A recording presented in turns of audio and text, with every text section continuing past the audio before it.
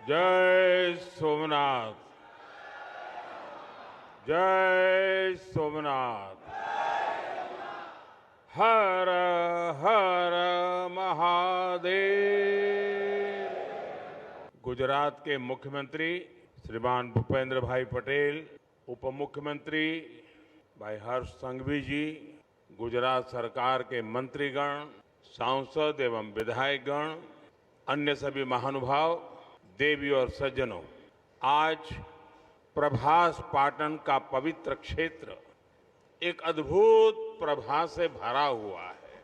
महादेव का ये साक्षात्कार, ये सौंदर्य, धरती और आसमान से हुई पुष्प वर्षा, भगवा ध्वजों की ये आभा, कला, संगीत और नृत्य की अद्भुत प्रस्तुतियां, वेद मंत्रों का उच्चार, गर्भगृह में हो रहा शिव पंचाक्षरी का अखंड पाठ और इस सब के साथ साथ सागर की लहरों का जयघोष, ऐसा लग रहा है जैसे ये सृष्टि एक साथ बोल रही है, जय सोमनाथ, जय जय सोमनाथ। साथियों, समय खुद जिनकी इच्छा से प्रकट होता है, जो स्वयं कालातीत है, जो स्वयं काल स्वरूप है, आज उन देवादिदेव महादेव की विग्रह प्रतिष्ठा के हम 75 वर्ष मना रहे हैं। ये सृष्टि जिनसे सृजित होती है, जिनमें लय हो जाती है, यतो जायते पाल्यते येन विश्वम तमीशम भजे लीयते यत्र विश्वम। आज हम उनके धाम के पुनर्निर्माण का उत्सव मना रहे हैं, जो हलाहल को पीकर नीलकंठ हो गए। आज उन्हीं की शरण में सोमनाथ अमृत महोत्सव हो रहा है। ये सब भगवान सदाशिव की ही लीला है। साथियों, दादा सोमनाथ के अनन्य भक्त के रूप में मैं कितनी बार यहां आया हूं, कितनी ही बार उनके सामने नतमस्तक हुआ हूं, लेकिन आज जब मैं यहां आ रहा था तो समय की ये यात्रा एक सुखद अनुभूति दे रही थी। अभी कुछ ही महीने पहले मैं यहां आया था, तब हम सोमनाथ स्वाभिमान पर्व मना रहे थे। प्रथम विध्वंस के 1000 वर्ष बाद भी सोमनाथ के अविनाशी होने का गर्व और आज इस आधुनिक स्वरूप की प्राण प्रतिष्ठा के 75 वर्ष हम केवल 2 आयोजनों का हिस्सा भर नहीं, सिर्फ हिस्सा भर नहीं बने हैं। हमें 1000 वर्षों की अमृत यात्रा को अनुभव करने का शिवजी ने मौका दिया है। साथियों, 75 साल पहले आज के ही दिन सोमनाथ मंदिर की पुनर्स्थापना ये कोई साधारण अवसर नहीं था। अगर 1947 में भारत आजाद हुआ था तो 1951 में सोमनाथ की प्राण प्रतिष्ठा ने भारत की स्वतंत्र चेतना का उद्घोष किया था। आजादी के समय सरदार साहब ने 500 से ज्यादा रियासतों को जोड़कर एक भारत का आधुनिक स्वरूप गढ़ा था। तो साथ ही सोमनाथ के पुनर्निर्माण से उन्होंने दुनिया को बताया था, भारत केवल आजाद नहीं हुआ है, भारत अपने प्राचीन गौरव को पुनः हासिल करने के मार्ग पर भी अब आगे बढ़ चुका है। साथियों, इसलिए आज इस अवसर पर मैं केवल 75 वर्षों की झांकी नहीं देख रहा, मैं यहां देख रहा हूं विनाश में सृजन के संकल्प को, जिसे सोमनाथ ने चरितार्थ किया है। मैं यहां देख रहा हूं असत्य पर सत्य की विजय को, जिसे प्रभास पाटन ने बार बार जिया है। मैं यहां देख रहा हूं हजारों वर्षों की आध्यात्मिक चेतना को, जिसने मानव मात्र के कल्याण की सीख समूचे विश्व को दी है। मैं यहां देख रहा हूं भारत के उस अविनाशी स्वरूप को, जिसे सदियों के कुत्सित प्रयास भी न मिटा सके, न हरा सके। और मैं यहां देख रहा हूं सोमनाथ का अमृत महोत्सव, ये केवल अतीत का उत्सव नहीं है, ये अगले 1000 वर्षों के लिए भारत की प्रेरणा का महोत्सव भी है। मैं सभी देशवासियों को, दादा सोमनाथ के कोटि कोटि भक्तों को इस महोत्सव की बहुत बहुत बधाई देता हूं। साथियों, आज का दिन एक और वजह से भी विशेष है। 11 मई 1998 यानी आज के ही दिन देश ने पोखरण में परमाणु परीक्षण किया था। देश ने 11 मई को पहले 3 परमाणु परीक्षण किए। हमारे वैज्ञानिकों ने भारत के सामर्थ्य को, भारत की क्षमता को वैज्ञानिकों ने दुनिया के सामने रखा। दुनिया में तूफान आ गया। भारत, उसकी ये हैसियत, ये कौन होता है भारत जो परमाणु परीक्षण करे? और दुनिया की आंखें लाल हो गई। दुनिया भर की शक्तियां भारत को दबोचने के लिए मैदान में उतरी। अनेक प्रकार के बंधन लग गए। आर्थिक संकट की संभावनाओं के रास्ते सारे के सारे बंद कर दिए गए। कोई भी हिल जाता। जब दुनिया भर की बड़ी बड़ी शक्तियां इतना बड़ा आक्रमण कर दें, तो आगे के रास्ते दिखते नहीं है। लेकिन हम कोई और मिट्टी के बने हुए हैं। 11 मई के बाद दुनिया हम पर टूट पड़ी थी। 11 मई को वैज्ञानिकों ने अपना काम कर लिया था, लेकिन 13 मई को फिर 2 और परमाणु परीक्षण हुए।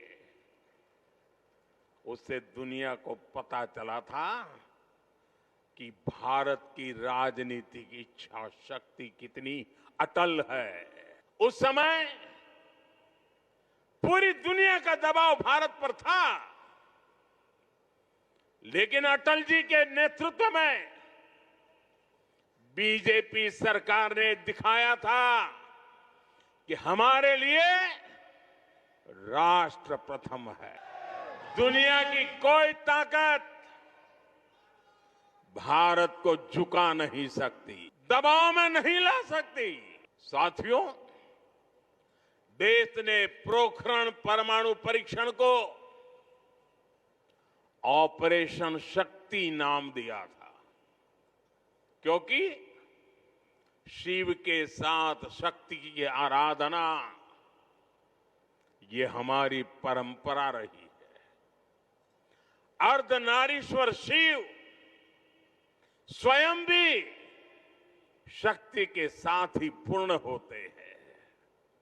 आपको याद होगा जब देश का मिशन चंद्रयान सफल हुआ था, तब चंद्रमा पर जहां भारत का रोवर लैंड हुआ, उस जगह का नाम भी हमने शिव शक्ति पॉइंट रखा है, क्योंकि हमारी आस्था में चंद्रमा शिव से जुड़ा है और शिव शक्ति से जुड़े हैं। और ये कितना सुखद है कि चंद्रमा के नाम से ही इस ज्योतिर्लिंग को हम सोमनाथ कहते हैं। साथियों, शिव और शक्ति की हमारी आराधना का जो विचार है, वो देश की वैज्ञानिक प्रगति के लिए भी प्रेरणा बने। आज हम ये संकल्प साकार होते देख रहे हैं। मैं इस अवसर पर भगवान सोमनाथ के चरणों से सभी देशवासियों को ऑपरेशन शक्ति की वर्षगांठ की भी बधाई देता हूं। साथियों, जब मैं पिछली बार यहां आया था, तब मैंने कहा था, जिसके नाम में ही सोम अर्थात अमृत जुड़ा हो, उसे नष्ट कौन कर सकता। इतिहास के लंबे कालखंड में इस मंदिर ने कितने ही आक्रमण झेले। महमूद गजनवी, अलाउद्दीन खिलजी जैसे अनेक आक्रांता आए। लुटेरों ने सोमनाथ मंदिर का वैभव मिटाने का प्रयास, वो सोमनाथ को एक भौतिक ढांचा मानकर उससे टकराते रहे। बार बार इस मंदिर को, इस ढांचे को तोड़ा गया और ये बार बार बनता रहा, हर बार उठ खड़ा होता रहा, क्योंकि तोड़ने वालों को मालूम नहीं था हमारे राष्ट्र का वैचारिक सामर्थ्य क्या है। हम भौतिक शरीर को नश्वर मानने वाले लोग हैं, लेकिन हम जानते हैं उसके भीतर बैठी आत्मा अविनाशी है। और फिर तो शिव तो सर्वात्मा है। इसलिए अलग अलग काल में अलग अलग जीवों की संकल्प शक्ति में शिव प्रकट होते रहे। राजा भोज, कभी राजा भीमदेव प्रथम, कभी राजा कुमारपाल, कभी राजा महिपाल प्रथम, तो कभी राव खंगार, ऐसे अनेक शिव भक्त समय समय पर सोमनाथ मंदिर का पुनर्निर्माण करवाते रहे। लकुलिश और सोम शर्मा जैसे कितने मनीषी, उन्होंने प्रभास पाटन क्षेत्र की विरासत को संरक्षित किया, इसे शैव साधना और दर्शन का महान केंद्र बनाया। भाव बृहस्पति, पाशुपताचार्यों और अनेक विद्वानों ने इस तीर्थ की आध्यात्मिक परंपराओं को जीवित रखा। विशाल देव और त्रिपुरांतक जैसे व्यक्तित्वों ने यहां की बौद्धिक चेतना को सुरक्षित रखने का पुनीत कार्य किया। साथियों, वीर हमीर जी गोहिल, वीर वेगड़ा जी भील, पुण्य श्लोक अहिल्याबाई होलकर जी, बड़ोदरा के गायकवाड़ जाम साहब महाराजा दिग्विजय सिंह जी, ऐसी कितनी ही महान विभूतियां हैं जो सोमनाथ की सेवा में अपना सर्वस्व अर्पित करते। मैं आज इस अवसर पर सरदार वल्लभ भाई पटेल, डॉक्टर राजेंद्र प्रसाद, श्रीमान के.एम. मुंशी जी, ऐसी सभी ज्ञात अज्ञात दिव्यात्माओं को भी श्रद्धापूर्वक आदरपूर्वक नमन करता हूं। उनका स्मरण हमें ये प्रेरणा देता है कि हमें न केवल अपनी सांस्कृतिक विरासत को आगे बढ़ाना है, बल्कि इस जिम्मेदारी को आने वाली पीढ़ियों के हाथों में सौंप कर भी जाना है। साथियों, हमारे सांस्कृतिक स्थल हजारों वर्षों से भारत की पहचान रहे हैं। इतनी समृद्ध विरासत हमें मिली है, लेकिन आप विडंबना देखिए, हमने दशकों तक उसके महत्व को नहीं समझा। दुनिया में से कितने ही उदाहरण हैं जहां विदेशी हमलावरों ने राष्ट्रीय पहचान से जुड़े स्थलों को नष्ट किया, लेकिन जब उस देश के लोगों को मौका मिला, सबने साथ आकर अपनी पहचान को फिर से सहेजा, फिर से संवारा, पुनः प्रतिष्ठा की। लेकिन हमारे यहां राष्ट्रीय स्वाभिमान से जुड़े विषयों पर भी राजनीति होती रही। सोमनाथ खुद इसका सबसे बड़ा उदाहरण है। आजादी के बाद पहले दायित्वों में से एक था कि सोमनाथ मंदिर का पुनरुद्धार कर। इसलिए सरदार वल्लभ भाई पटेल और डॉक्टर राजेंद्र प्रसाद जी, उन्होंने इसके लिए इतने प्रयास, लेकिन हम सब जानते हैं उन्हें इसके लिए नेहरू जी द्वारा कितना विरोध झेलना पड़ा था। मैं आज इसके विस्तार में नहीं जाऊंगा, लेकिन ये सरदार साहब की इच्छा शक्ति थी कि इतने विरोध के बावजूद सरदार साहब डिगे नहीं। सोमनाथ मंदिर का पुनर्निर्माण भी हुआ और देश ने सदियों के कलंक को भी धो दिया। साथियों, दुर्भाग्य से देश में ऐसी शक्तियां आज भी प्रभावी हैं जिन्हें राष्ट्रीय स्वाभिमान से ज्यादा तुष्टीकरण जरूरी लगता है।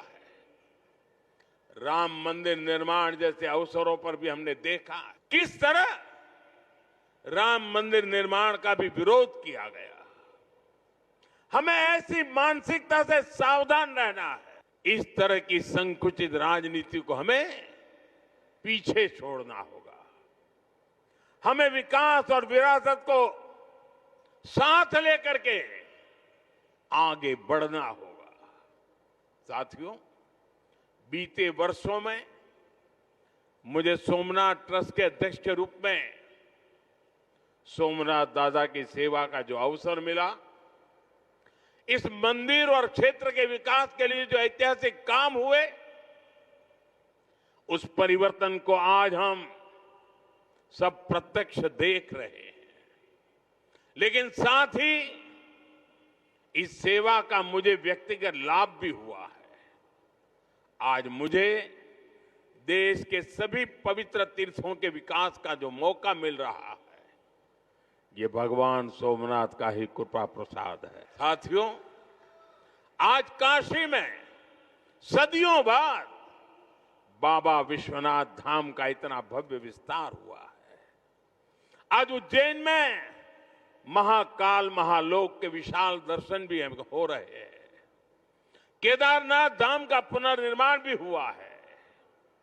जैसा मैंने पहले कहा, अयोध्या में 500 साल की प्रतीक्षा भी पूरी हुई है।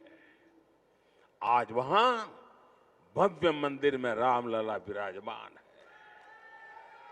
साथियों, ऐसे कितने ही पवित्र तीर्थ, पवित्र मठ, मंदिर और क्षेत्र, उनकी जो महिमा हमने पुराणों में सुनी है, आज वहां हमें उस समृद्ध परंपरा के दर्शन होने लगे हैं।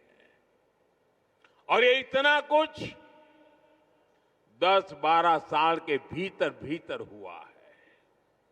साथियों, हमारे सांस्कृतिक केंद्रों की उपेक्षा